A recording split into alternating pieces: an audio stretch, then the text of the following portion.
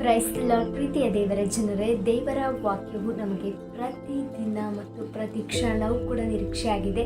ಬನ್ನಿ ಹಾಗಾದರೆ ಈ ದಿನದ ಕೃಪೆಯ ವಾಗ್ದಾನವನ್ನು ಧ್ಯಾನಿಸೋಣ. ಕೀರ್ತನೆಗಳು 92:10. ನನ್ನ ಕೊಂಬನ್ನು ಕಾಡು ಕೋಣದ ಕೊಂಬಿನಂತೆ ಎತ್ತಿದ್ದಿ, ಚೈತನ್ಯ ತೈಲದಿಂದ ನನ್ನನ್ನು ಅಭಿಷೇಕಿಸಿದ್ದಿ.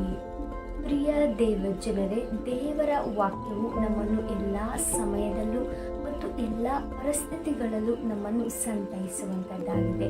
ಪ್ರಿಯರೇ, ನೀವು ಈ ದಿವಸ ಅದು ಎಂತಹ ಪರಿಸ್ಥಿತಿಗಳಲ್ಲಿ ನೀವು ಹಾದು ಹೋಗುತ್ತಿದ್ದರೂ ಕೂಡ ದೇವರ ಜೀವವುಳ್ಳ ವಾಕ್ಯವು ನಮ್ಮನ್ನು ಸಮಾಧಾನಪಡಿಸುವಂಥದ್ದಾಗಿದೆ ಮತ್ತು ನಾವು ಅದರಲ್ಲಿ ವಿಶ್ವಾಸವನ್ನಿಡುವಾಗ ಆ ವಾಕ್ಯವೇ ನಮ್ಮನ್ನು ಸರಿಯಾದ ಮಾರ್ಗದಲ್ಲಿ ನಡೆಸುತ್ತದೆ.